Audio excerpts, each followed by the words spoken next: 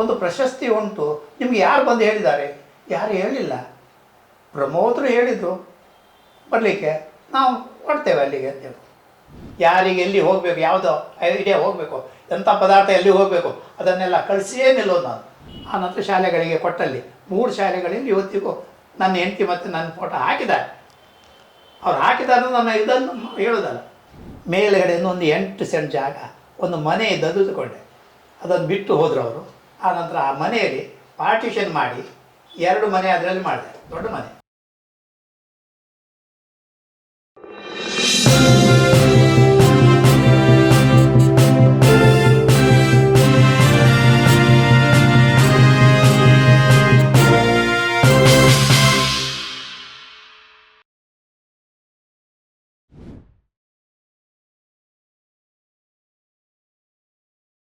ನೀವು ವಾಪಸ್ ಬಂದು ಮತ್ತೆ ಈ ಹೋಟೆಲ್ ಮಾಡಿದ್ರಿ ಮುಂದುವರೆಸಿ? ಅಲ್ಲ, ಹೋಟ್ಲಲ್ಲಿ ಇತ್ತು. ತಿರುಗಾಡ್ಲಿಕ್ಕೆ ಹೋಗುವಾಗ ಅಲ್ಲಿ ಹೋಗಿದ್ದೆ ನಾನು. ಅಂತೂ 50 ವರ್ಷ ಸಾಧನೆ ಈ ಹೋಟ್ಲಲ್ಲಿ ಮಾಡಿದ್ದೇನೆ. ಹೊಸ ಕಟ್ಟಡ ಮಾಡುವಾಗ ಕಟ್ಟಡ ಆಯಿತು. ಆನಂತರ ಓಪನ್ ಮಾಡುವಾಗ ಮಾತ್ರ 4 ಜನ ನನ್ನ ಕೈ ಕೊಟ್ಟರು. ಹೋಟ್ಲಲ್ಲಿ ತಿಂಡಿಯವರು ಇಲ್ಲ, ಸಪ್ಲೈಯರ್ ಇಲ್ಲ, ಕ್ಲೀನ್ ಮಾಡೋರು ಒಬ್ಬ ಇಲ್ಲ, ರುಬ್ಬವ ಇಲ್ಲ. 4 ಜನ ಕೈ ಕೊಟ್ಟ ನಂತರ ನಾನು ಹೋಟ್ಲ್ ಹೇಗೆ ಮಾಡಬೇಕಾಗ್ತದೆ? ಸಾಕು ಅಂತ ಅನಿಸ್ತು. ಅಲ್ಲ, ಹೇಗೆ ಮಾಡಬೇಕಾಗ್ತದೆ ಅಂತ ಆಲೋಚನೆ ಮಾಡಿದೆ. ಆದರೆ ಬಿಸ್ಕುಟ್ ಅಂಬಡಿ ಇದಕ್ಕೆಲ್ಲ ಇಡ್ಲಿಗೆಲ್ಲ ಮಾಡಿ ಆಗಿದೆ. ಬೆಳಿಗ್ಗೆ ಹೋಟ್ಲು ಓಪನ್ ಆಗಲೇಬೇಕು. ಮನೆಯವರನ್ನೆಲ್ಲ ಕರೆದೆ, ನಮ್ಮ ಭಾವನ ಮಕ್ಕಳಿದ್ರು ಅವರನ್ನು ಕರೆದೆ. ಹೋಟ್ಲಿಗೆ ಕಲೀಲಿಕ್ಕೆ ಬಂದವರು ಅವರನ್ನು ಹೋಟ್ಲಿಗೆ ಹಾಕಿದೆ. 1 ದಿವಸ ದೂಡಿದೆ, 2 ದಿವಸ ದೂಡಿದೆ. 3ನೇ ದಿವಸ ನಮ್ಮ ಬೀಡಿನ ಗುಡಿಯಲ್ಲಿ ಈಗ ಇದ್ದವ ಅಲ್ಲಿ ಸಿಕ್ಕಿದ ನಮಗೆ. ಅವರನ್ನು ಕರ್ಕೊಂಡು ಬಂದು ಮಾತಾಡಿದೆ. ನೋಡಪ್ಪ, ನೀನು ತಗೊಳ್ಳೋದಾದರೆ ತಗೋ, ಮುಂದುಗಡೆ ಭವಿಷ್ಯ ಒಳ್ಳೆಯದುಂಟಿದ್ರಲ್ಲಿ ನೋಡು, ಆಲೋಚನೆ ಮಾಡೋದು. ಇಲ್ಲ ಸಾವುಕಾರ, ನಾನು ಖಂಡಿತ ತಗೊಳ್ತೇನೆ ಅಂತ. ಆದರೆ ಈಗ ನಾನು ತತ್ಕಾಲಕ್ಕೆ ಒಂದು ತಿಂಡಿಯವ ಅಥವಾ ಒಂದು ಸಪ್ಲೈಯರ್, ಇಬ್ಬರಲ್ಲಿ ಒಬ್ಬನಾದರೂ ಕೊಡು, ಬಾಕಿ ನಾನು ಸುಧಾರಿಸ್ತೇನೆ ಅಂದೆ. ಅಂದರೆ ನಾನೇ ಕ್ಲಾಸ್ ತೆಗೆಯೋದು, ತೊಳಿಲಿಕ್ಕೆ ಕೂತ್ಕೊಳ್ಳೋದು, ಇದೆಲ್ಲ ನಾನು ಮಾಡ್ತಾ ಆಗ್ಬೋದು ಅಂತೇಳಿ 2 ದಿವಸದಲ್ಲಿ ಒಂದು ತಿಂಡಿಯವ ಬಂದ. ಹಾಗೆ 15 ದಿವಸದಲ್ಲಿ ಅವನ ಹ್ಯಾಂಡ್ ಓವರ್ ಮಾಡಿದೆ. ನಾನು ನೀವು ಅಡ್ವಾನ್ಸ್ ಹೇಳಿದ ಅಷ್ಟು ಕೊಡಲಿಕ್ಕೆ ಆಗೋದಿಲ್ಲ, ನೀನು ಕೊಟ್ಟಷ್ಟು ನಾನು ತಗೊಳ್ತೇನೆ ಅಂತ ಕೊಟ್ಟಿದ್ದೇನೆ. ಒಳ್ಳೆಯ ವ್ಯಾಪಾರ ಇವತ್ತಿಗೂ ಮಾಡ್ತಾಯಿದ್ದೆ. ಎಷ್ಟು ಪಟ್ಟು ಅಂದರೆ 4 ಪಟ್ಟಲ್ಲ, 6 ಪಟ್ಟು ಜಾಸ್ತಿ ಆಗಿದೆ. ಯಾಕಂದರೆ ತಾಕತ್ತುಂಟು ಅವನಿಗೆ, ಮಾಡುವ ಅನುಭವ ಉಂಟು ಅವನಿಗೆ. ಮಾರಿದ್ರೆ ಕೊನೆಗೆ ಸ್ವಲ್ಪ ದುಡ್ಡು ತಗೊಂಡು ನಾನು ದಾನ ಮಾಡೋದು. ಅದು ಕೂಡ ಅದಲ್ಲ. 2 ಕಾರ್ ಇತ್ತು, ಎಂಬೆದೆಡ್ ಕಾರು, 2 ರಿಕ್ಷಾ ಇತ್ತು, 2 407 ವ್ಯಾನ್ ಇತ್ತು, ಆನಂತರ ಸೈಕಲ್ ಇತ್ತು, ಸ್ಕೂಟ್ರ್ 3 ಇತ್ತು. ಒಂದು ಚೇತಕ್ ಬಂತು, ಇದಿತ್ತು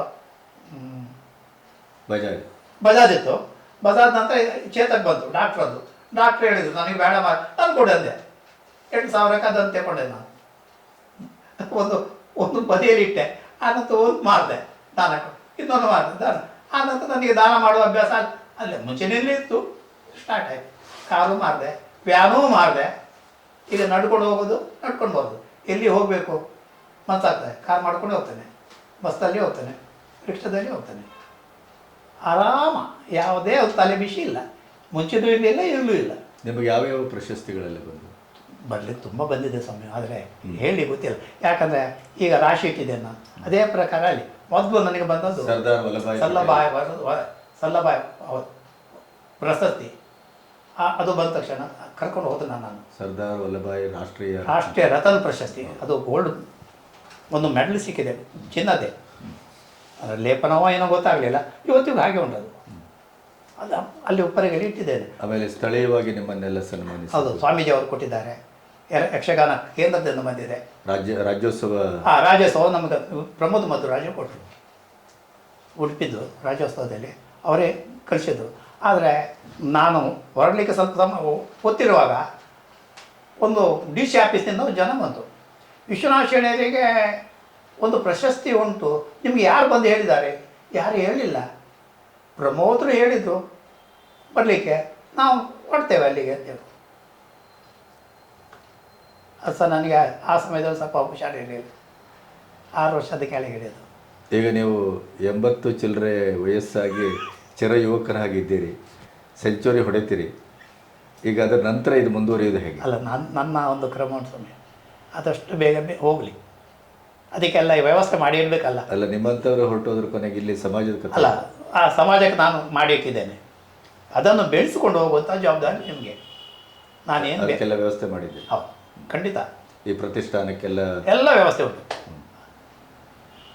ಅದನ್ನು ಯಾವ ರೀತಿಯಲ್ಲಿ ಈಗ ನಾನು ಒಂದೊಂದು ಸಂಸ್ಥೆಗೆ ನಮ್ಮ ಹೆಸರಿನಲ್ಲಿ ಒಂದು ಪ್ರಶಸ್ತಿ ಕೊಡಬೇಕಂತ ಈಗ ಮೊನ್ನೆ ಇತ್ತೀಚೆಗೆ ಒಂದು ಆಯ್ತು. ಹೌದಾ? ಹೌದು, 2 ಲಕ್ಷ, ಆ 12 ಲಕ್ಷ ರೂಪಾಯಿ ಕೊಡಬೇಕಂತ ಈಗ ನಿಗದಿ ಮಾಡಿದ್ದೇನೆ. ಅಂದರೆ 6 ಸಂಸ್ಥೆಗೆ, 6 ಸಂಸ್ಥೆಗಳಿಗೆ. ಅದಕ್ಕೆ ದೇವಸ್ಥಾನದಲ್ಲೇ ನಾನು ಇಷ್ಟವರೆಗೆ ಇದು ಮಾಡಲಿಲ್ಲ, ಯಾವುದೋ ಕಾರ್ಯಕ್ರಮ ಮಾಡಲಿಲ್ಲ. ಆದರೆ ನನ್ನ ಹೆಂಡತಿಗೆ ಒಂದು ಮನಸ್ಸಿತ್ತು, ಒಂದು ಊಟ ಸಾರ್ವಜನಿಕವಾಗಿ ಎಷ್ಟು ಜನ ಕೊಡ್ತಾರೆ ನೋಡಿ, ಅವರಿಗೆ ಒಂದು ಊಟ ಕೊಡಬೇಕಂತ ಮನಸ್ಸಿತ್ತು. ಅದು ಹಾಗೆ ಹೋಗ್ತಾ ಹೋಗ್ತಾ ಕೊನೆಗೆ ಒಂದು ದಿವಸ ಬಂತು. ಅದಕ್ಕೆ ನಾನು ಹೇಳಿದೆ, ನನಗೆ ಅಂದರೆ ದೇವಸ್ಥಾನ ಅಂತ ಹೇಳಿದರೆ ಸ್ವಲ್ಪ ಎಲರ್ಜಿ ಥರ ಆಗಿದೆ. ಕಾರಣ ಒಂದೇ, ರಾಘವೇಂದ್ರ ಕೃಷ್ಣ ಭಟ್ರು ಅಂತ ಉಡುಪಿಯಲ್ಲಿ ಜ್ಯುವೆಲ್ ಮರ್ಚೆಂಟ್ ಅವರು. ಆದರೆ ಭಜನೆಯಲ್ಲಿ ನಂಬರ್ 1. ಯಾವುದೇ ಕಡೆ ಹೋಗಬೇಕಾದ್ರೆ ಅವ್ರು ಭಜನೆ ಅಂತೇಳಿ ಹಿಡ್ಕೊಂಡು ಹೋಗ್ತಾರೆ ಅವರು.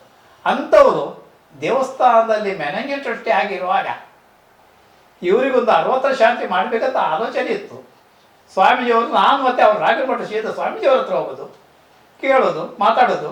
ಇನ್ನು 2 ವರ್ಷ ಉಂಟಲ್ಲ ರಾಘವೇಂದ್ರ, ನಾವು ಯಾವ ಮೂಲೆಯಲ್ಲಿದ್ದರೂ ಈ ಕಾರ್ಯಕ್ರಮ ಬರ್ತೇವೆ ಅಂತ ಆಸ್ವಾದ ಕೊಟ್ಟು ಆಶೀರ್ವಾದ ಮಾಡಿದ್ದಾರೆ. ಕೊನೆಯ ಗಳಿಗೆಯಲ್ಲಿ ಅಷ್ಟರವರೆಗೆ ನಾನು ದೇವಸ್ಥಾನದಲ್ಲಿ ಒಂದು ಊಟದ ಸಂರಾಧನೆ ಅಂದರೆ ವಿಶ್ವನಾಥ ಶೆಣಿಯವರ ಒಂದು ವ್ಯಕ್ತಿ. ಯಾರಿಗೆ ಎಲ್ಲಿ ಹೋಗಬೇಕು, ಯಾವುದೋ ಐಡಿಯಾ ಹೋಗಬೇಕು, ಎಂಥ ಪದಾರ್ಥ ಎಲ್ಲಿ ಹೋಗಬೇಕು ಅದನ್ನೆಲ್ಲ ಕಳಿಸಿಯೇ ನಿಲ್ಲೋದು ನಾನು. ಅದು ಹೋಗಿದೆ ಇಲ್ವೋ ಅಂತ ನೋಡುವಂಥದ್ದು, ಅದನ್ನು ಇಟ್ಕೊಂಡು 4,000 ಜನರಿಗೆ ಒಂದು ಅರೇಂಜ್ಮೆಂಟ್ ಮಾಡೋದು. ಆ ಸಮಯದಿಂದ ಮುಂದುಗಡೆ ಹೋಗಿದೆ. ಅದರ ನಡುವಿನಲ್ಲಿ ಒಬ್ಬರು ಕ್ಯಾಟ್ರರ್ ಇದ್ದರು, 35 ವರ್ಷ ಅವರ ಕ್ಯಾಟ್ರಿಂಗ್ನಲ್ಲಿ ನಾನಿದ್ದೇನೆ. 5 ಪೈಸಾ ತಗೊಳ್ಳಿಲ್ಲ. ಅವ್ರು ಹೇಳೋದೇನೆಂದರೆ, ನನ್ನ ಕಡೆಯಿಂದ ಹೋಗೋದಲ್ಲ ಅದು, ಯಾರು ಹುಡುಗಿಯವ್ರ ಕಡೆ ಬಂದು ಹೇಳ್ತಾರಲ್ಲ ಅವರಿಗೆ ಕ್ಯಾಟ್ರಿಂಗ್, ಆವಾಗ ಅವ್ರಿಗೆ ಹೇಳೋದು, ಒಂದು ಯೂನಿವರ್ಸಿಟಿ ಹೋಗಿ ರಾಮಭವನದಲ್ಲಿ ವಿಶ್ವನಾಥ ಶೆಣಿ ಅಂತ ಇದ್ದಾರೆ, ಅವ್ರ ಹತ್ರ ಕೊಟ್ಟು ಬಾ, ಸ್ವಲ್ಪ ಸುಧಾರಿಸ್ಲಿಕ್ಕೆ ಹೇಳೋರಿಗೆ. ಅವ್ರು ಬಂದು ಸುಧಾರಿಸ್ತಾರೆ, ನನ್ನ ಹೆಸರು ಬೇಡ. ದುಡ್ಡು ಮಾಡೋದವರು ಹೇಳೋದು ನಮಗೆ. ನಾವು ಬಂದು 3 ಗಂಟೆ ಅಲ್ಲಿ ಒದ್ದಾಡ್ತಿದ್ದೆ. ಅನ್ನ ಇಲ್ಲ ಅಂತ ಹೇಳಿದ್ರೆ ಅದಕ್ಕೇನು ಮಾಡಬೇಕಂತ, ಸಾರು ಕಮ್ಮಿ ಆಗಿದೆ ಅದಕ್ಕೇನು ಮಾಡಬೇಕಂತೇಳಿ ತಕ್ಷಣ ವ್ಯವಸ್ಥೆ ಮಾಡಿ ಕೊಡ್ತಿದ್ದೆ. ಹಾಗೆ ಮಾಡುವಂಥ ಅದು ಒಂದು ವ್ಯಕ್ತಿ ನನ್ನೇ. ಕೊನೆಗೆ ಅವ್ರು ತೀರೋದು. ಅದನ್ನು ಯಾರಿಗೆ ಕೊಡ್ತೀರಪ್ಪ? ಈಗ ಒಬ್ಬರಿಗೆ ಕೊಟ್ಟಿದ್ದಾರೆ. ಆದರೆ ನಾನು ಕ್ಯಾಟ್ರಿಂಗ್ ಮಾಡ್ತಾ ಇದ್ದಾವಾಗ ನನಗೆ ತುಂಬ ಇದಾಗಲಿಲ್ಲ. ಆ ನಂತರ ನಾನು ಒಬ್ಬರನ್ನು ಕರೆದೆ, ಈ ಸೊತ್ತೆಲ್ಲ ನೀನು ಕೊಡ್ತೇನೆ, ನೀನು ಕ್ಯಾಟ್ರಿಂಗ್ ಮಾಡಿ ಮುಂದೆ ಹೋಗ್ಬೇಕಂತ. ಸಂತೋಷಪಟ್ಟರು. ನಾರಾಯಣ್ ಭಟ್ ಅಂತೇಳಿ ಅವ್ರ ಕೈಲಿ ಕೊಟ್ಟಿದ್ದೇನೆ, ಅಡಿಗೆಯವರನ್ನು ಸಮೇತ ಅವರ ಕೈಲಿ ಕೊಟ್ಟೆ, ಮಾಡು ಅಂತ ಹೇಳ್ಕೊಂಡು. ಇದೇ ಹೆಸರಿನಲ್ಲಿ ಅವರು ಮಾಡ್ತಾ ಹೋದರು. ಆನಂತರ ಅವರೇ ಒಂದು ಬೆಳೆಸಿದ್ರು, ಕರೋಡ್ಪತಿಗಳಾಗಿದ್ದಾರೆ. ಒಂದು ಜಾಗ ತಗೊಂಡಿದ್ದಾರೆ ಎಂ ಕಾಲೇಜ್ ಎದುರುಗಡೆಯಿಂದ, ಒಳ್ಳೆ ಮೆರಿತಾ ಇದ್ದಾರೆ. ಎಂಥ ಕ್ಯಾಟ್ರಿಂಗ್ 25 ಹೇಳಿ ಮಾಡಿಕೊಡ್ತಾರೆ. ಒಂದು ದಿವಸಕ್ಕೆ ಅಡುಗೆ ಎಷ್ಟು ಕಡೆ ಹೋಗ್ತಾರೆ ಗೊತ್ತಿಲ್ಲ, ಅಷ್ಟು ಕಡೆ ಹೋಗ್ತಾರೆ. ನನ್ನ ಮೇಲೆ ಅಷ್ಟು ಭರವಸೆ ಉಂಟು ಅವರಿಗೆ. ಸಂತೋಷಪಟ್ಟಿದ್ದಾರೆ. ನಿಮ್ಮಿಂದಾಗಿ ನಾನು ಎಷ್ಟು ಬೆಳೆದಿದ್ದೇನೆ ಹೇಳುವಂಥದ್ದು ಉಂಟು ಅವರ ಹತ್ರ. ತುಂಬ ಕಡೆಯಲ್ಲಿ ಆಗಿದೆ ಅಂಥದ್ದು. ರಾಜ್ಯ ಸರ್ಕಾರದ ಯಾವುದೇ ಪ್ರಶಸ್ತಿ ಬರಲಿಲ್ಲ? ಇಲ್ಲ ಇಲ್ಲ, ಉಡುಪಿದು ಮಾತ್ರ. ನಿಮಗೆ ಅದರ ಬಗ್ಗೆ ಗೊಡವೇನೂ ಇಲ್ಲ? ಬೇಡ ನಮಗೆ. ಈಗ ನನಗೆ ಸನ್ಮಾನ ಮಾಡ್ತಾಯಿದ್ದು ನನಗೆ ಹೋಗೋದಿಲ್ಲ. ಈಗ ನಾಡ್ದಿಂಥದ್ದು ಒಂದು ಸನ್ಮಾನ ಉಂಟು ಅಂತ ಹೇಳಿದ್ರು, ನಾನು ಹೇಳಿ ಬೇಡ ಸರ್, ನನಗೆ ಸನ್ಮಾನ ನಾವು ಮಾಡುವ, ನಾವು ಖುಷಿ ಪಡುವ ಅಷ್ಟೇ. ನನಗೆ ಸನ್ಮಾನ ಮಾಡಿ ನಾನೇನು ಮಾಡಲಿಕ್ಕೆ ಆಗ್ತದೆ? ಇಲ್ಲ ಇಲ್ಲ ಇಲ್ಲ ಬಿಡೋದಿಲ್ಲ ಅಂದರು. ಅದು ಇಟ್ಕೊಳ್ಳಿ ನೀವು ಒಂದೇ. ಹೀಗೆ ತೃಪ್ತಿ ಉಂಟು ಮನಸ್ಸಿನಲ್ಲಿ. ನಮ್ಮ ಪ್ರತಿಯೊಂದು ಕಡೆಯಿಂದ ನಮ್ಮದು ಒಂದು ತಮ್ಮನಿಗೂ ನಿಮ್ಮ ಬಿಲ್ಡಿಂಗಲ್ಲಿ ಬಿಟ್ಕೊಟ್ರಲ್ವ? ಹೌದು, ಬಿಟ್ಕೊಟ್ಟಿದ್ದೇನೆ. ಈಗ ಯಕ್ಷಗಾನ ಕೇಂದ್ರದಲ್ಲಿ ಇದ್ದೇನೆ. ಯಕ್ಷಗಾನ ಕೇಂದ್ರ ಗೊತ್ತಾಯ್ತು. ಅದರಲ್ಲಿ ಈಗ ನಾನೊಬ್ಬ ವ್ಯಕ್ತಿ, ಅಂದರೆ 8 ಜನರಲ್ಲಿ ನಾನೊಬ್ಬ. ಸುವರ್ಣ ಅಲ್ಲಿ ಟೀಚರ್ ಆಗಿ. ಹೌದು, ಅವರಿದ್ದರು, ಈಗ ಬಿಟ್ಟಿದ್ದಾರೆ. ಸಂಜೀವ ಸುವರ್ಣ ಬಿಟ್ಟು ಈಗ ಬೇರೆಯವ್ರ ಕೈಲಿ ಹೋಗಿದೆ, ಮಣಿಪಾಲದವ್ರ ಕೈಲೇ ಉಂಟದು. ಅದರಲ್ಲಿ ಈಗ ನಾನೊಬ್ಬ ಮೆಂಬರ್ ಆಗಿದ್ದೇನೆ. ಅಲ್ಲಿ ಏನಾದರೂ ಕಾರ್ಯಕ್ರಮ ಹೆರಂಜೆ ಕೃಷ್ಣ ಭಟ್ರು ಇರುವಾಗ ನೋಡಿ, ಎಷ್ಟು ವರ್ಷದ ಮೊದಲು ನೋಡಿದ್ದು, ಖುಷಿಯವರು ಹೆರಂಜೆ ಅವರು ಎಲ್ಲ ಇರುವಾಗ ಆ ಸಮಯದಲ್ಲಿ ನನ್ನನ್ನು ಅಲ್ಲಿ ಕರ್ಕೊಂಡು ಹೋಗಿದ್ರು ಅವರು. ಹೆರಂಜೆ ಅವರು ಕರ್ಕೊಂಡು ಹೋಗಿ ಮಕ್ಕಳನ್ನೆಲ್ಲ ತೋರಿಸಿದ್ರು. ಶೆಣಿಯರೇ ನೀವೇನಾದರೂ ಇದಕ್ಕೆ ಕೊಡಬೇಕಂತೇಳಿ ಖುಷಿಪಟ್ಟೆ. ಮಕ್ಕಳನ್ನೆಲ್ಲ ಮಾತಾಡಿದೆ. ಎಲ್ಲ ಬಿಜಾಪುರಿಯವರು ಯಾವುದೋ ಶಾಲೆಗೆ ಹೋಗ್ತಾರೆ, ಬರ್ತಾರೆ, ಅದೆಲ್ಲ ಅರೇಂಜ್ಮೆಂಟ್ ಇತ್ತು. ಆಯ್ತು ಸಮಯ ಒಂದು ದೊಡ್ಡ ಮೊತ್ತ ಅವರಿಗೆ ಕೊಟ್ಟೆ ನಾನು. ಸ್ಟಾರ್ಟ್ ಅಲ್ಲಿಂದ ಆಗಿದೆ. ಆ ಸಮಯದಲ್ಲಿ ಅಲ್ಲಿ ಅವರು ಈ ರೂಮ್ ನಿಂದು ಅಂತ ಹೇಳ್ಕೊಂಡು ಹೇಳಿದರು. 6 ಜನ ಮಲ್ಕೊಳ್ತಾರೆ ಅದರಲ್ಲಿ ಉಪ್ಪರಿಗೆಯಲ್ಲಿ. ಆಯಿತು ಅಂತ ನಾನು ಬಂದೆ.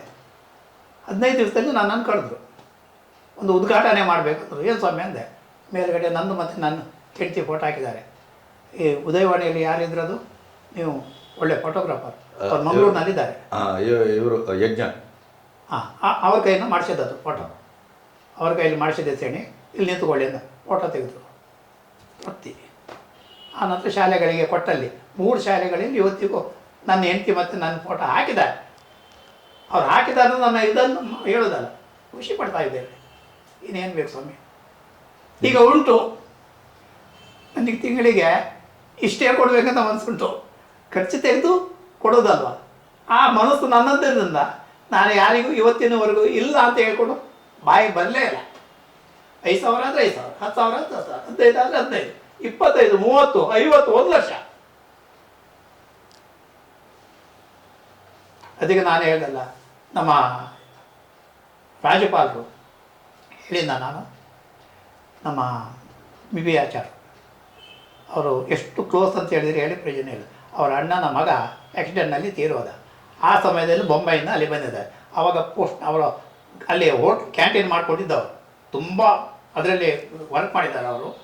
ಆದರೆ BJP ವರ್ಕರ್ ಅವರು, ದೊಡ್ಡ ವರ್ಕರ್. ಮೋದಿ ಮತ್ತು ಅವರಿಗೆ ತುಂಬ ಕನೆಕ್ಷನ್ ಉಂಟು. ಅಡ್ವಾಣಿ ಮತ್ತು ವಾಜಪೇಯಿ ಎಲ್ಲ ಸಂಬಂಧ. ಯಾಕಂದರೆ BJP ಅಂದರೆ ಅವರು ಕಲ್ತವರು ಡಿಗ್ರಿ ಅಷ್ಟು ಉಂಟು ಅವ್ರದ್ದು. ಆದ್ದರಿಂದ ಅವರಿಗೆ ಅದು ಕನೆಕ್ಷನ್ ಬರ್ತದೆ. ಅವರು ರಾಜ್ಯಪಾಲ ಮಾಡಿ ಹಾಕಿದ್ರಲ್ಲ.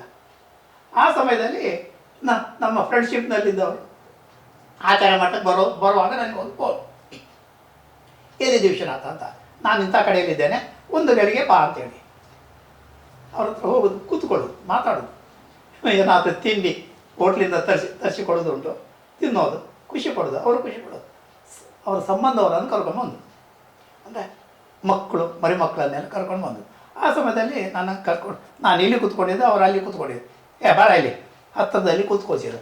ಮಕ್ಕಳನ್ನೆಲ್ಲ ಕರೆದು, ಇವ್ರು ಯಾರು ಗೊತ್ತುಂಟ, ಇವನೊಂದು ಹೀಗೆ ರಾಮಭವನ ಹೋಟ್ಲು ಅಂತ ಹೇಳ್ಕೊಂಡು ಎಲ್ಲ ಇಷ್ಟು ನನ್ನ ವಿಷಯ ಎಲ್ಲ ಅವರ ವಿವರಿಸಿ ಹೇಳುವಾಗ ನನಗೆ ಜನ್ಮ ಸಾರ್ಥಕ.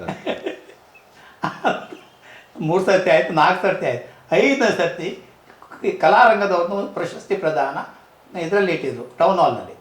ಆ ಸಮಯದಲ್ಲಿ ಅಲ್ಲಿ ನಾನು ಹೋಗಿದ್ದೆ. ಇವರು ಇಲ್ಲಿ ಬಂದು ಕೇಳಿದರು, ಇಲ್ಲ ಸ್ವಾಮಿ ನಾನು ಮಂಗಳೂರಿನಲ್ಲಿ ಟೌನ್ ಹಾಲ್ನ ಇದ್ದೇನೆ, ಒಂದು ಕಾರ್ಯಕ್ರಮದಲ್ಲಿದ್ದೇನೆ ಅಂದರು. ಹೌದಾ ಅಂದರು. ಅಷ್ಟೇ ಕಟ್ ಮಾಡಿದ್ರು. 3/4 ಗಂಟೆಯಲ್ಲಿ ಅವರು ಅಲ್ಲಿದ್ದಾರೆ ಟೌನ್ ಹಾಲ್ನ. ಹೊರಗೆ ಬಂದು ನನಗೆ ಫೋನ್ ಮಾಡ್ತಾರೆ, ನಾನು ಬಂದಿದ್ದೇನೆ, ಎಲ್ಲಿ ಇಳಿಬೇಕು ಅಂತೇಳಿ. ಹೊರಗೆ ಬಂದೆ, ಕರ್ಕೊಂಡು ಹೋಗಿ ಒಂದು ಚೇರ್ ಹಾಕಿ ಅವರನ್ನು ಕೂತ್ಕೊಳಿಸಿದ ತಕ್ಷಣ ಮೊದಲೇ ಅವರಲ್ಲಿ ವೇದಿಕೆ ಪ್ರಶಸ್ತಿ ಮಾಡುವಾಗ ನಾವು ಅಲ್ಲಿ ಇರಬೇಕು. ಅವ್ರು ಪ್ರಶಸ್ತಿ ಕೊಟ್ಟಾದ ನಂತರ ತಿರುಗಿ ಕೆಳಗೆ ಬಂದೆ, ಇನ್ನೊಂದು ಕುರ್ಚಿ ಇಟ್ಟು ಅಲ್ಲಿ ಕೂತ್ಕೊಂಡು ಮಾತಾಡಲಿಕ್ಕೆ ಮಾಡಿ. ನೀನು ಇಷ್ಟೆಲ್ಲ ಕಾರ್ಯಕ್ರಮ ಮಾಡ್ತೀಯಲ್ವ, ಎಷ್ಟು ವರ್ಷಕ್ಕೊಂದು 3-4 ಲಕ್ಷ ಅದಕ್ಕೆ ನೀನು ಕೊಡ್ತೀಯ ಅಂತ ಕೇಳಿದರು. ನನಗೆ ನಗೆ ಬಂದು, ಯಾಕೆ ನಗಾಡ್ತೀಯ ಅಂತ ಹೇಳಿ, ಇಲ್ಲ ಸ್ವಲ್ಪ ಜಾಸ್ತಿ ಕೊಡ್ತಾ ಇದ್ದೇನೆ, ತಿಂಗಳಿಗೆ 1.5-2 ಆದರೂ ಕೊಡ್ತಾ ಇದ್ದೇನೆ. ಆವಾಗ ಅವರಿಗೆ ಶಾಕ್ ಆಯಿತು.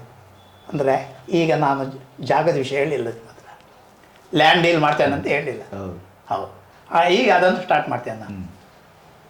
ನಾನು ಪ್ರಥಮತಃ ಲ್ಯಾಂಡ್ ಪಡ್ಕೊಂಡದ್ದು ಕಡಿಯಾಲಿ ವಿಮಲಾಬಾಯಿ ಸ್ಕೂಲ್ನ ಪಕ್ಕದಲ್ಲಿ ಒಂದು ಮಿಷಿನ್ ಜಾಗ, ಅದು 20 ಸೆಂಟ್ ಜಾಗ. ಅದು ಅಣ್ಣ ರಾವ್ ಅಂತ ಹೇಳ್ಕೊಂಡು ಅವ್ರು ತಗೊಂಡು ಅದು ಮಾರಲಿಕ್ಕೆ ಬರುವಾಗ ನನಗೆ ಬಂತದ್ದು ಆರ್ಡ್ರು. ನಾನು ಹುಬ್ಳಿಯಲ್ಲಿದ್ದರೆ ಅವಾಗ ಅಲ್ಲಿ ಹೋಗಿ ಅವ್ರ ಹತ್ರ ಮಾತಾಡಿಕೊಂಡು 4 ಲಕ್ಷ ಕೊಟ್ಟರೆ ನಿನ್ನ ಹೆಸರಿಗೆ ಕೊಡ್ತೇನೆ ಅಂದರು. ಕಮ್ಮಿ ಕೇಳಬೇಡ ಅಂದರು. ಹಾಕೋದಂದೆ, ಸೀದಾ ಬಂದೆ. ಬಂದ ನಂತರ ಅದೇ ಶಾಲೆಯವರು ಶೆಟ್ಟಿಗಾರೊಬ್ಬರು ನಮ್ಮ ಮಿತ್ರರಿದ್ದರು. ಅವರೆಲ್ಲ ಜಾಗದ ವ್ಯವಸ್ಥೆ ಎಲ್ಲ ಮಾಡ್ತಿದ್ರು. ಕಟ್ ಮಾಡಿ ಕೊಡೋದಾದರೆ ಆನಂತರ ಬ್ರೇಕ್ ಮಾಡಿ ಅದು ಮುನ್ಸಿಪಾಲ್ಟಿಗೆ ಏನು ಮಾಡಬೇಕು ಮತ್ತು ತಾಲೂಕು ಆಫೀಸ್ನಲ್ಲಿ ಅದನ್ನೆಲ್ಲ ಅವ್ರು ಸೆಟ್ ಮಾಡಿ ಕೊಡ್ತಿದ್ರು. ಅವ್ರಿಗೇನಾದರೂ ಕೊಟ್ಟರೆ ಸರಿ. ಆ ಥರದಲ್ಲಿ ಭಾವನೆ ನಾವು ಮತ್ತು ಅವರು ತುಂಬ ಒಟ್ಟಾಗಿದ್ದಾರೆ. ತುಂಬ ಕಡೆಯಿಂದ ಜಾಗ ತಗೊಳ್ಳೋದು ಅವರನ್ನೇ ಕರ್ಕೊಂಡು ಈಗ ಮಾಡ್ತಾ ಜಾಗ ತಗೊಂಡಾದ ನಂತರ ನಾನೊಂದು ಆಲೋಚನೆ ಮಾಡಿದೆ, ಇದು ಒಬ್ಬರಿಗೆ ಕೊಡೋದಲ್ಲ, ಇದು ಒಂದು 3 ಜನರಿಗೆ ಅದನ್ನು ಹಂಚುವಂತೆ ಆಲೋಚನೆ ಮಾಡಿ ದೊಡ್ಡ ಮನೆ ಅದನ್ನು ಮಧ್ಯದಲ್ಲಿ ಕಟ್ ಮಾಡಿ ಒಂದು ಗೋಡೆ ಇಟ್ಟಲ್ಲಿ, ಅಂದರೆ ಗೋಡೆ ಎಲ್ಲಿ ಬರ್ತದೆ ನೋಡಿ ಅಲ್ಲಿ ಕಟ್ ಮಾಡಿದೆ. ಕಟ್ ಮಾಡಿ 3 ಫೀಟಿ ಜಾಗ ಇಟ್ಟೆ, ಒಂದು ಓಣಿ. ಆ ಜಾಗ ಬೇರೆ, ಈ ಜಾಗ ಬೇರೆ. ಈ ಮನೆಗೆ ಏನೆಲ್ಲ ಸೌಕರ್ಯ ಆಗಬೇಕು ಅದನ್ನೆಲ್ಲ ಮಾಡಿದೆ.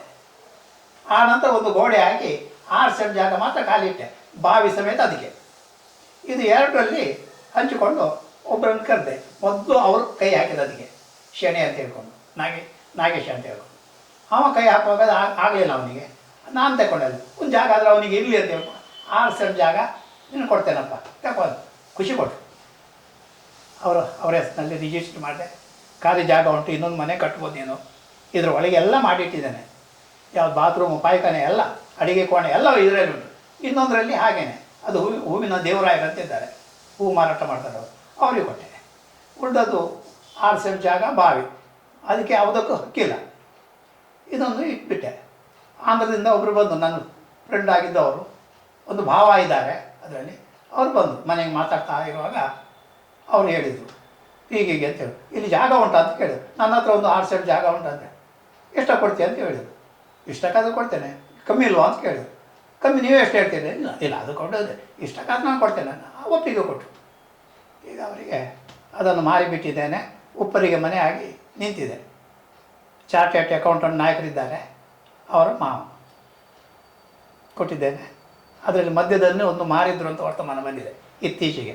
ದೇವರು ತೀರಿ ಹೋಗೋದಕ್ಕಿಂತ ಮುಂಚೆ ಅದನ್ನು ಬೇರೆಯವರಿಗೆ ಮಾರಿದ್ದಾರೆ. ಸರಿ, ಅಲ್ಲಿಂದ ಅಲೆಯೂರಿನಲ್ಲಿ ಒಂದು ಜಾಗ ಸಿಕ್ತು, 2 ಎಕರೆ ಕನ್ವರ್ಷನ್ ಆಗಿಬಿಟ್ಟಿದ್ದಾರೆ. ಅದು ಒಂದು ಕಿಣಿ ಅಂತ ಗಣಪತಿ ಕಿಣಿ ಅವ್ರ ಜಾಗ. ಅವ್ರು ತಗೊಂಡು ನನಗೆ ಕೊಟ್ಟರು, 60,000 ಕೊಟ್ಟರು ಇಡೀ ಜಾಗ. ಎಷ್ಟು ವರ್ಷದಿಂದ ಇದು? ಇದು 20-25 ವರ್ಷದ ಮೊದಲು. 18 ವರ್ಷದವರೆಗೆ ನಾನು ಪೇಪರ್ನಲ್ಲಿ ಹಾಕ್ತಾ ಇದ್ದೆ, ಇಂಥ ಒಂದು ಜಾಗ ಉಂಟು, ತಗೊಳ್ಳೋರು ಯಾರಾದರೂ ಬಂದಿದ್ದಾರೆ, ತುಂಬ ಜನ ಬಂದಿದ್ದಾರೆ. ಯಾಕಂದರೆ ನರ್ಸುಗಳು ತುಂಬ ಬಂದಿದ್ದಾರೆ, ನಮಗೇನಾದರೂ ಕಟ್ಟು ಮಾಡಿ ಕೊಡ್ತೀರಾ ಅಂತ. ಅಂದರೆ ಆ ಏರಿಯಾದವರು ನಾಯಕರು ಹೌದು, ಇವರೆಲ್ಲ ಬಂದು ಕೇಳಿ, ಇಲ್ಲ ನಾನು ಕೊಡೋದಾದರೆ ಇಡೀ ಜಾಗ ಕೊಡೋದು, ಅದು ಸಹ ಕನ್ವರ್ಷನ್ ಆಗಿದೆ ಅಂತ ಹೇಳ್ಕೊಂಡು ಪ್ರಶ್ನೆ ಇಟ್ಟೆ. ಕೊನೆಗೆ ಒಂದು ಬ್ರಾಹ್ಮಣ, ಸುಬ್ರಹ್ಮಣ್ಯ ದೇವಸ್ಥಾನದ ಅರ್ಚಕರ ಮಗ, ದೊಡ್ಡ ಬಿಸ್ನೆಸ್ ಮ್ಯಾನ್, ಅವರು ಉಡುಪಿಯವರ ಅಳಿಯ, ಹೆಸರು ಹೇಳೋದಿಲ್ಲ. ಅವರು ದೇವಸ್ಥಾನ ಅಲ್ಲಿ ಮುಂದುಗಡೆ ಒಂದು ಉಂಟು ಬ್ರಾಹ್ಮಣರದ್ದು. ಅಲ್ಲಿಂದ ಬರುವಾಗ ಇಲ್ಲಿ ಲೆವೆಲ್ ಮಾಡ್ತಾ ಇದ್ದದನ್ನೆಲ್ಲ ನೋಡಿದರು ಅವರು. ಆವಾಗ ಅವರನ್ನು ಕರ್ಕೊಂಡು ಹೋಗ್ತಾರೆ. ದೇವಸ್ಥಾನದಲ್ಲಿ ಯಾಕೆ ಬರುವಾಗ ಕಾರ್ ನಿಲ್ಲಿಸಿದ್ರು. ಈ ಜಾಗವನ್ನು ನೋಡಿ ಭಾರಿ ಒಂದು ಫಸ್ಟ್ ಕ್ಲಾಸ್ ಉಂಟು, ಹೀಗೆ ಉಂಟು, ಒಳ್ಳೆ ಲೆವೆಲ್ ಮಾಡಿದ್ದಾರೆ, ಒಂದು ರಸ್ತೆನೇ ಆಗಿದೆ ಅಲ್ವಾ, ಏನು ಮಾಡಬೇಕು ತಗೊಳ್ಳೋಣ ಅಂತ ಹೇಳಿದರು. ಆಯ್ತು, ಯಾರ್ದೊಂದು ಬನ್ನಿ ರಾತ್ರಿ ಮನೆಗೆ ಬಂದು ಮಾತುಕತೆ ಆಯಿತು. ಆದ ನಂತರ ಎಷ್ಟು ಕೊಡ್ತೀನಿ ಅಂತ ನಾನು ಹೇಳಿದೆ, 30-35 ಲಕ್ಷಕ್ಕಾದರೆ ನಾನು ಕೊಡ್ತೇನೆ ಅಂತ. ಕೊನೆಗೆ 22 ಲಕ್ಷಕ್ಕೆ ಬಂದರು. ನಾನು ಹೀಗೆ ಲೆಕ್ಕಾಚಾರ ಹಾಕಿದೆ, ಹತ್ರ ಆಗ್ತದೆ, ತೊಂದರೆ ಇಲ್ಲ ಅಂಥೇಳಿ ನಾನು ಹೆಂಡತಿ ಕೂತ್ಕೊಂಡಿದ್ದು. ಮಾತುಕತೆ ಆಯಿತು, 1 ಲಕ್ಷ ರೂಪಾಯಿ ತೆಗೆದು ಕೊಟ್ಟರು, ಇಟ್ಕೊಂಡೆ. ಯಾವಾಗ ಅಂತ ಹೇಳಿದೆ, ನಮ್ಮ ವಕೀಲರು ಮಂಗಳೂರಿನಲ್ಲಿದ್ದಾರೆ, ಇಲ್ಲ ನಾವು ಉಡುಪಿಯಲ್ಲಿದ್ದಾರಲ್ಲ, ಕೃಷ್ಣ ಭಟ್ ಇದ್ದಾರೆ, ಶರ್ಮರಿದ್ದಾರೆ, ಅವ್ರ ಹತ್ರ ಮಾತಾಡಿಸಿದ್ರೆ ಆಗ್ಬೋದು ಅಂತ ಹೇಳಿದೆ. ಹಾಗಾದರೆ ನೀವೇ ಮಾಡಿ ಅಂತ ಹೇಳಿದರು. ಕರೆದೆ, ಕೂತ್ಕೊಳಿಸಿದೆ, ಅವ್ರ ಹತ್ರ ಮಾತಾಡಿದೆ, ಕಾರ್ಯಕ್ರಮ ಅವ್ರ ಕೈಯಲ್ಲಿ ಕೊಟ್ಬಿಟ್ಟೆ. ಆದರೆ ಅವ್ರಿಗೆ 1 ಲಕ್ಷ ಕೊಟ್ಟದ್ದು ನೆನಪಿಲ್ಲ. ಸ್ವಲ್ಪ ದಿವಸದಲ್ಲಿ ಇದು ನೆನಪಿಲ್ಲ ಅಂದರೆ ಯಾಕೆ ಸ್ವಾಮಿ? ಆ ನಂತರ ಹೇಳಿದೆ, 1 ಲಕ್ಷ ಕೊಟ್ಟದ್ದು ನಿಮಗೆ ಯಾಕೆ ಮರ್ತೋಯ್ತು ಅಂತ ಅವ್ರಿಗೆ ಶಾಕ್ ಆಯಿತು ಅಂತ. ಸಾಕು, ತೃಪ್ತಿ. ಆ ಇಡೀ ದಿವಸ ನಮಗೆ ಮತ್ತೆ ಹೆಂಡ್ತಿಗೆ ನಿದ್ರೆ ಇಲ್ಲ. ಯಾಕಂದರೆ ತಗೊಂಡದ್ದೆಷ್ಟಕ್ಕೆ, ನಾವು ಮಾಡಿದೆಷ್ಟಕ್ಕೆ, ಇದೊಂದು ಸಂತೋಷ ಅಲ್ವಾ? ಹೌದು. ಈ ಸಂತೋಷ ನಾವು ಎಷ್ಟು ದಿವಸ ಅಂಥ ಸಂತೋಷವನ್ನು ನಿಮಗೆ ಸಮಾಜಕ್ಕೆ ಹಂಚುತ್ತಾ ಇದೆ. ಮತ್ತು ನಮ್ಮ ಶಾಮರಾಯರದ ಜಾಗ, ಅಲೆಯೂರು ಶಾಮರಾಯರದ್ದು, ನಮ್ಮ ಪೂರ್ಣಪ್ರಜ್ಞೆ ಕಾಲೇಜಿನ ಮೇಲೆ ಹೋಗುವಾಗ ಅಲ್ಲಿ ಒಂದು ಜಾಗ 7 ಸೆಂಟ್ ಜಾಗ ಒಂದು ತಗೊಂಡೆ. ಮೇಲುಗಡೆ ಒಂದು 8 ಸೆಂಟ್ ಜಾಗ ಒಂದು ಮನೆ ಇದ್ದದ್ದು ತಗೊಂಡೆ. ಅದನ್ನು ಬಿಟ್ಟು ಹೋದರು ಅವರು. ಆನಂತರ ಆ ಮನೆಯಲ್ಲಿ ಪಾರ್ಟಿಷನ್ ಮಾಡಿ 2 ಮನೆ ಅದರಲ್ಲಿ ಮಾಡಿದೆ, ದೊಡ್ಡ ಮನೆ. 2 ಮನೆ ಬಾಡಿಗೆ ಹಾಕಿದೆ. ಮತ್ತು ಸೆಡ್ ಮಾಡಿದೆ ನಾನು, ಇದಕ್ಕೆಲ್ಲ ತಯಾರು ಮಾಡುವಾಗ ಒಂದು ಸೆಡ್ ಮಾಡಿ ಅದರಲ್ಲಿ ಒಂದು ಮನೆ ಮಾಡಿದೆ. ಅದು ಕೃಷ್ಣ ಆಳ್ವರು ಅಂತ ಟ್ಯಾಕ್ಸ್ ಆಫೀಸಲ್ಲಿದ್ದಾರೆ, ಅವರಿಗೆ ಆವಾಗ ಮದುವೆ ಆಗೈದಷ್ಟೇ, ಅವರಿಗೆ ಕೊಟ್ಟೆ ನಾನು. 100 ರೂಪಾಯಿ ಬಾಡಿಗೆ ಇದ್ದಾವೆ, ಇನ್ನೊಂದು 40 ಇಲ್ಲಿ 2 ಕಡೆಯಿಂದ ಕೊಟ್ಟು ಅದು ನೋಡ್ತಾ ಇದ್ದೆ. ಆನಂತರ ಪಕ್ಕದು 18 ಸೆಂಟ್ ಜಾಗ ಕರೆದು, ಇದು ಕೊನೆಯದು ಪಾದೆ ಕಲ್ಲಿದ್ದು, ನೀನು ತಗೊಳ್ಳೋದ್ರೆ ಕೊಡುವ ಅಂತ ಹೇಳಿದರು. ಹೋಲ್ಸೇಲ್ ನಾನು ಕೊಟ್ಬಿಡಿ ಅಂದೆ. ಹೋಲ್ಸೇಲ್ ಏನೋ ಒಂದು ರೇಟ್ ಮಾಡಿದ್ದು ಕೊಟ್ಟು ನನ್ನ ಹೆಸರಿಗೆ ಮಾಡಿದ್ದು. ಅದರಲ್ಲಿ 6 ಜನ ಬಂದು ನನ್ನ ಹತ್ರ ಕೇಳಿದರು, ಕೊಡ್ತೀರಾ ಅಂತ ಹೇಳ್ಕೊಂಡು. ಕೊಡ್ತೇನೆ, ಆದರೆ ರೇಟ್ ಮಾತ್ರ ಹೀಗೆ ಉಂಟು ನಂದು ಅಂತೇಳಿ. 4 ಲಕ್ಷಕ್ಕೆ ಇದ್ದದ್ದು 1000ಕ್ಕೆ ತಗೊಂಡದ್ದು 4 ಲಕ್ಷ ಅಂತ ಹೇಳಿದೆ. ಅಂದರೆ ಆವಾಗ ಬೆಳೀತಾ ಉಂಟು. ಕೊನೆಗೆ ಬಿಲ್ಡರ್ ಬಂದು 6 ಲಕ್ಷಕ್ಕೆ ತಗೊಂಡ್ರು. 12 ಸೆಂಟ್ ಜಾಗ. ಅಂದರೆ ಇದು ಉಳಿದದ್ದು ಇನ್ನೊಂದು ಪಾರ್ಟಿ ಕೊಟ್ಟೆ ನಾನು, ಇದನ್ನು ಅವರಿಗೆ ಕೊಟ್ಟೆ ನಾನು. ಕೊಟ್ಟ ನಂತರ ಅಲ್ಲಿ 12 ಮನೆ ಮಾಡಿದರು. ಆವಾಗ ಅವ್ರು ಹೇಳಿದರು, ಹಣ ಕೊಡ್ತೇನೆ ಅಂದರೆ ಬೇಡ ಅಂದೆ. ಮನೆ ಕೊಡ್ತೇನೆ ಅಂದರು, ಬೇಡ ಅಂದೆ. ಈ ಹಣ ನೀವೇ ಇಟ್ಕೊಳ್ಳಿ, ನನಗೆ ಬಡ್ಡಿ ಮಾತ್ರ ಕೊಡ್ತಾ ಹೋಗಿ. ಇವತ್ತಿಗೂ ಅಲ್ಲಿಂದ ಸ್ಟಾರ್ಟ್ ಆದದ್ದು. ಬಡ್ಡಿ ಕೊಡ್ತಾ ಇದ್ದಾರೆ, ಹಣ ಅವ್ರ ಹತ್ರ ಸೇರಿಸ್ತಾ ಇದೆ. ಎಲ್ಲಿ ಜಾಗ ಮಾಡ್ತು ಅವ್ರ ಹತ್ರ ಕೇಳೋದು, ನಿಮ್ಮ ಹತ್ರ ಕೊಡ್ತೇನೆ ನಾನು. ಒಳ್ಳೆ ಮಾಡ್ತಾ ಉಂಟು ಸ್ವಾಮಿ. 15% ಪ್ರಕಾರ ನಾನು ಕೊಡ್ತಾರೆ. ಮತ್ತು ಕೆಲವು ಒಂದು ಕಡೆಯಲ್ಲಿ ಇಟ್ಟಿದ್ದೇನೆ 10% ಅದರಲ್ಲಿ ಬರ್ತಾ ಉಂಟು. ಅದೇ 12 ಲಕ್ಷ ಇಟ್ಟದ್ದು, ಅದನ್ನೀಗ ಆದಷ್ಟು ಬೇಗ ಮಾಡು. ಮತ್ತು ಇದನ್ನು 35 ಲಕ್ಷ ರೂಪಾಯಿ ಅವರಿಗೆ ಹೇಳಿದೆ ನಾನು ಇನ್ನು ಮುಂದುಗಡೆ ಹೋಗುವಾಗ ನಾನು ಯಾವ ಸೌತೆ ಕೊಡಬೇಕಂತ ಹೇಳಿ, ಅವ್ರು ತಗೊಂಡ್ರೆ ತಗೊಳ್ಳಿ, ಇಲ್ಲ ನಿಮ್ಮ ಹತ್ರವೇ ಇರುವುದಂತ ಅವರ ಆಲೋಚನೆ ಮಾಡಿ. ಇಲ್ಲ, ಅವ್ರು ತಗೊಳ್ಳೇಬೇಕು. ಕಾರಣ ಯಾಕಂದರೆ ಅವ್ರು ಬ್ಯಾಂಕ್ನಲ್ಲಿ ಇಡಬೇಕು. ಬಿಲ್ಡರು ಸೊಸೈಟಿ ಅದರಲ್ಲೆಲ್ಲ ಇಡಲಿಕ್ಕೆ ಇಲ್ಲ ಅಂತ ಹೇಳೋದು. ಅವರಾಯ್ತು, ನೀವು ಯಾವಾಗ ಅಂತೇಳಿ ಆವಾಗ ಮಾಡಿಬಿಡುವ ಅಂತ ಹೇಳಿದರು. ಆಗ್ಬೋದು. 1 ವರ್ಷದ ಮೊದಲು ನಮಗೆ ತಿಳಿಸಿದರೆ ನಾವು ಫಂಡ್ ಎಲ್ಲ ನಿಮ್ಗೆ ವಾಪಸ್ ಕೊಡಬೇಕಾದ್ರೆ 1 ಕೋಟಿ ಚಿಲ್ಲರೆಯ ಅವ್ರಿಗೆ 35 ಕೊಟ್ಟರೆ ಇನ್ನು ಉಳ್ದದ್ದು ಇನ್ನೊಂದು ಮಾತಾಡಿದೆ ನಾನು. ಈಗ ಅದಕ್ಕೆ ಆಲೋಚನೆ ಮಾಡ್ತಾ ಇದ್ದೇನೆ. ಅದು ಆ ಥರ ಇರಬೇಕಾ, ಅದು ನಾನೆಲ್ಲ ಒಂದೊಂದು ಸೌತೆಗಳಿಗೆ ಹೇಗೆ ಕೊಡಬೇಕು, ನಮ್ಮ ಮನೆಯವರಿಗೆ ಏನು ಕೊಡಬೇಕು. ಅದೇ ಯಾಕಂದರೆ ನಮ್ಮ ಕುಟುಂಬ ನೀವು ಹೇಳಿದ್ರಲ್ಲ, ಈಗ ಅದು ಚಿತ್ರ ಆಗಿ ನಮ್ಮದು ಕುಟುಂಬ ಆಗಿಲ್ಲ. ನಾವೆಲ್ಲರೂ ನೋಡ್ತೇವೆ. ನೀವು ಅವ್ರಿಗೆ ಏನು ಬೇಕು ಅದು ಮುಂಚಿನಿಂದ ನಾನು ಕೊಡ್ತಾ ಬಂದಿದ್ದೆ. ಮನೆಗೆ ಜಾಗ ತಗೊಂಡ್ರು, ಮನೆ ಕಟ್ಟಲಿಕ್ಕೆ ನಾನು ಸಹಾಯ ಮಾಡಿದೆ. ಈಗ ಅಣ್ಣ ತಮ್ಮದರೆಲ್ಲ ಒಟ್ಟಿಗೆ ಯಾವುದೇ ಕಾರ್ಯಕ್ರಮ ಆಗಲಿ ಬರ್ತಾರೆ. ಮತ್ತು ಪ್ರತಿಯೊಂದು ಸ್ವಾಮೀಜಿಯವರನ್ನು ಮನೆ ಕರೆದು ಪಾದ ಪೂಜೆ ಮಾಡಿ ಅವರನ್ನು ಒಂದು ಸಭಾ ಕಾರ್ಯಕ್ರಮ ಮಾಡಿ ಕಳಿಸ್ತೇವೆ. ಅವರಿಗೂ ಖುಷಿ. ಮೊನ್ನೆ ಇವರಿಗೆ ಕೃಷ್ಣಾಪುರ ಮಠದವರಿಗೆ ಅವರು ಹೋಗೋ ಸ್ಟೈಲ್ ಗೊತ್ತುಂಟಲ್ಲ, ಆದರೆ ಅವ್ರ ಹತ್ರ ಒಂದು ಮಾತಾಡುವಾಗ, ಸ್ವಾಮಿ 2ನೇ ಒಬ್ಬರಿಗೆ ಮನೆ ನಿಮಗೆ ಬರಲಿಕ್ಕೆ ಆಗ್ತದಾ ಅಂತ ಕೇಳಿ, ನಾನು ಇಲ್ಲಿ ಬಾಡಿಗೆಯಲ್ಲಿದ್ದೇನೆ. ಆವಾಗ ಖಂಡಿತ ಬರ್ತೇನೆ ಅಂದರು. ಅಲ್ಲ, ಎರಡು ಒಬ್ಬರಿಗೆ ಸ್ವಾಮಿ, ಅಲ್ಲ 2 ನಾನು ಬರ್ತೇನೆ, ಏನು ನಿಮಗೆ ಅನುಮಾನ ಏನು ಅಂದರು. ಖಂಡಿತ ಇಂಥ ಸಮಯದಲ್ಲಿ ಬಂದೆ ಸ್ವಾಮಿ, ಸಭಾ ಕಾರ್ಯಕ್ರಮ ಉಂಟಂತೆ. ಆಯಿತು, ಕರ್ಕೊಂಡು ಬಂದೆ. ಅವರಿಗೆ ಪಾದಪೂಜೆ ಎಲ್ಲ ಮಾಡಿಸಿ ನಮ್ಮ 2 ಮಕ್ಕಳಂತಂದು ಅವರ ಎದುರುಗಡೆ ಕೂತ್ಕೊಳ್ಳಿ. ತಮ್ಮನ ಮಕ್ಕಳು 2 ತಮ್ಮನ ಮಕ್ಕಳಲ್ಲಿ ಉಳಿಯವರಿದ್ದಾರೆ. ಅವರನ್ನು ಕೂತ್ಕೊಳಿಸಿ ಅಲ್ಲಿ ಮಾತಾಡುವಾಗ ಇವರೊಂದು ಸ್ವಲ್ಪ ಶ್ಲೋಕ ಹೇಳ್ತಾರೆ, ಹೇಳ್ಬೋದಾ ಅಂತ ಕೇಳಿದೆ. ಆಗ್ಬೋದು ಅಂತ ಹೇಳಿದರು. ಗೀತೆಯನ್ನು ಅವರು ಶ್ಲೋಕವನ್ನು 4 ಶ್ಲೋಕ ಬಾಯಿಪಾಠವಾಗಿ ಮಾತಾಡ್ಕೊಂಡು ಹೇಳುವಾಗ ಸ್ವಾಮಿಗೆ ಭಾರಿ ಖುಷಿಯಾಗಿ, ಶೆಣೆಯರೇ ಈ ಮನೆ ಒಂದು ಒಳ್ಳೆಯ ವಾತಾವರಣದಲ್ಲಿ ಇಟ್ಟಿದ್ರಲ್ಲ ಅಂತ ಹೇಳಿದರು. ಮಕ್ಕಳು ಅದೇ ಥರ ಇದ್ದಾರೆ ಸ್ವಾಮಿ, ನಾವು ಅದೇ ಥರ, ಅವರಿಗೆ ಅದೇ ಭಾವನೆ ಬರೋದಲ್ವ ಅಂತೇಳಿ. ಈಗ 3 ಸ್ವಾಮಿಯವರಿಗೆ ತಿರ್ಗಾ ಇಲ್ಲಿ ಕರೀಲಿಕೊಂಡು ಒಂದು ಸೋದೆ ಮಠದವರನ್ನು ಕರೀಲಿಲ್ಲ. ನಾನು ಯಾಕೆ ಕರೀಲಿಲ್ಲ ಅಂತ ನನಗೆ ಗೊತ್ತಾಗಲಿಲ್ಲ. ಅಷ್ಟರ ಮಠದವರು ಎಲ್ಲ ಆಗಿದೆ, ಅದೆಲ್ಲ ಸಮಯ ಬರಬೇಕಂತ ಅಲ್ಲ ಹೇಳಿದೆ ನಾನು ಮುರಳಿ ಅವ್ರ ಹತ್ರ. ಆದಷ್ಟು ಬೇಗ ಈ ಮನೆಗೆ ಕರ್ಕೊಂಡು ಬರಬೇಕು. ಅಲ್ಲಿಲ್ಲ, ಇನ್ನೇನಿದ್ರು ಇಲ್ಲಿ. ಅವರು ಆದ ನಂತರ ಗುತ್ತಿಗೆಯವರು, ಅವ್ರ ನಂತರ ಈಗ ಸೀರೂನವರು ಇದ್ದಾರೆ, ಒಳ್ಳೆಯ ವಾಗ್ಮಿ. ಅವ್ರನ್ನ ನೋಡಿ ಭಾರಿ ಖುಷಿ ಆಯ್ತು ನನಗೆ. ಅವರನ್ನು ಒಂದು ಸರ್ತಿ ಕರೆದು ಕರೆಯೋಕ್ಕಿಂತ ಮೊದಲು ಕರಿಬೇಕಂತಿದ್ದೇನೆ. 3 ಸಮಯರಿಗೆ ಇಟ್ಟಿದ್ದೇನೆ, ಈಗ ಬಜೆಟ್ ಮಾಡಿ ಇಟ್ಟಿದ್ದೇನೆ. ಶೆಣೆಯವರೇ, ನಿಮ್ಮ ಜೀವನ ಕೇಳಿ ಬಹುಶಃ ಇದನ್ನು ನೋಡಿ ನೂರಾರು ಜನರಿಗೆ ಒಂದು ಸ್ಫೂರ್ತಿ ಆಗ್ಬೋದು. ಮತ್ತು ಸಾರ್ವಜನಿಕರು ಅಷ್ಟೇ, ಕೊಡುವವರು ಇದ್ದಾರೆ ಎನ್ನುವ ಕಾರಣಕ್ಕಾಗಿ ಕಿತ್ಕೊಳ್ಳುವ ಕೆಲಸ ಮಾಡಬೇಡಿ. ನೀವು ಅವರು ಕೊಡುವುದಕ್ಕೂ ಒಂದು ಸಾರ್ಥಕತೆ ಇರಬೇಕು, ನೀವು ತೆಗೆದುಕೊಳ್ಳೋದಕ್ಕೂ ಒಂದು ಸಾರ್ಥಕತೆ ಇರಬೇಕು. ಅದು ಸಾರ್ಥಕ ವಿನಿಯೋಗ ಆಗಬೇಕು. ಆವಾಗ ಮಾತ್ರ ಅವರು ಕೊಟ್ಟ ಕೊಡುಗೆ ಅದು ಒಂದು ಅರ್ಥಪೂರ್ಣ ಆಗುತ್ತೆ. ಶೆಣೆಯವರು ಇಂಥ ಸಮಾಜದಲ್ಲೂ ಇವತ್ತಿಗೂ ಇಷ್ಟು ನಗನಗುತ್ತಾ ತಾನೇನೋ ಒಂದು ಕೊಡ್ತಾ ಇದ್ದೇನೆ ಅಂತ ಯಾವುದೇ ಹಮ್ಮು ಬಿಮ್ಮು ಇಲ್ಲದೇ ಆ ವಿನಯವನ್ನು ವಿದ್ವತ್ಪೂರ್ಣವಾಗಿ ತೋರಿಸ್ತಾ ಅವರ ಕೃತಶಕ್ತಿಯಲ್ಲಿ ಅದನ್ನು ವಿನಿಯೋಗಿಸ್ತಾ ಮಾಡ್ತಾ ಇದ್ದಾರೆ. ಆ ಕಾರಣಕ್ಕಾಗಿ ನಾನು ಅವರನ್ನು ಇಷ್ಟು ಹೊತ್ತು ಮಾತಾಡಿಸಿದೆ. ನೀವು ಅದರ ಸದುಪಯೋಗ ಪಡಿಸ್ಕೋಬೋದು, ಇಲ್ಲ ಅವ್ರ ನಂಬರ್ ಇದೆ. ಆದರೆ ಒಂದು ಅಂತಂದ್ರೆ ಅಷ್ಟೇ, ಅದರ ಉಪಯೋಗವನ್ನು ಕರೆಕ್ಟಾಗಿ ಮಾಡ್ಕೊಳ್ಳಿ. ಈಗ ಇಲ್ಲಿ ಒಂದು ಪ್ರಶ್ನೆ ನಾನು ಮಾತಾಡಲಿ, ನನಗೆ ನಾನು ಪಕ್ಷಿ ಪ್ರೇಮ. ನೀವು ಇಲ್ಲಿ ಪಾರಿವಾಳಗಳಿಗೆಲ್ಲ ಆಹಾರ ಹಾಕ್ತೇವೆ ಅಲ್ಲ, ಅಲ್ಲಿರುವಾಗ ಸಾಧಾರಣ ಒಂದು 50 ಪಾರಿವಾಳ ಬರ್ತಿದ್ದು. 50 ಪಾರಿವಾಳಿಗೆ ಹಾಕುವ ಚಂದ ನೋಡಬೇಕು. ಅದನ್ನು ಹಾಕ್ತಾ ಈಗ ಹಿಡ್ಕೊಳ್ಳೋದು, ಕೈಯಲ್ಲಿ ಬಂದು 1 2 ನಿಂತುಕೊಂಡು ತಿಂದ್ಕೊಂಡು ಹೋಗ್ತೇವೆ. ಹೌದಪ್ಪ, ನಾನು ಫೋಟೋ ತೆಗೆದು ಪೇಪರ್ನಲ್ಲಿ ಬಂದಿದೆ. ನನ್ನ ಹೆಂಡತಿಯನ್ನು ನಿಲ್ಲಿಸಿ ಅದನ್ನೇ ಮಾಡಿ ಅವ್ರದ್ದು ಒಂದು ಫೋಟೋ ಬರೋ ರೀತಿ ಮಾಡಿದೆ. ಇಲ್ಲೇ ಉಂಟದು ಫೋಟೋ. ಅಂದರೆ ಅಷ್ಟು ಪ್ರೀತಿ. ಇಲ್ಲಿ ಬಂದರೂ ಹಾಗೆ ಬಿಡಲಿಲ್ಲ. ಇಲ್ಲಿ ಕೆಳಗಡೆ ಕೂತ್ಕೊಳ್ಳುವಾಗ ಒಂದು ಹಿಡ್ಕೊಂಡು ಹೋಗಿ ಅವರಿಗೆಲ್ಲ ಹಾಕೋದುಂಟು. 5, 6 ಬರ್ತಾ ಇದೆ. ಕಾಗೆಗಳಿಗೆ ಸ್ವಲ್ಪ ಹಾಕ್ಲಿಕ್ಕೆ ಉಂಟು. ಇನ್ನೊಂದು ಪಕ್ಷಿ ಉಂಟು, ಅದಕ್ಕೆ ಶೇವಿಗೆ ತಗೊಂಡು ಹೋಗೋದುಂಟು. ಅಂದರೆ ಹೃದಯ ಶೇವಿಂಗ್ ಉಂಟಲ್ಲ, ಅದನ್ನೊಂದು ತೊಟ್ಟೆಯಲ್ಲಿ ಹಿಡ್ಕೊಂಡು ಅದು ಬಂದ ತಕ್ಷಣ ಅದಕ್ಕೆ ಹಾಕ್ಬಿಡೋದು.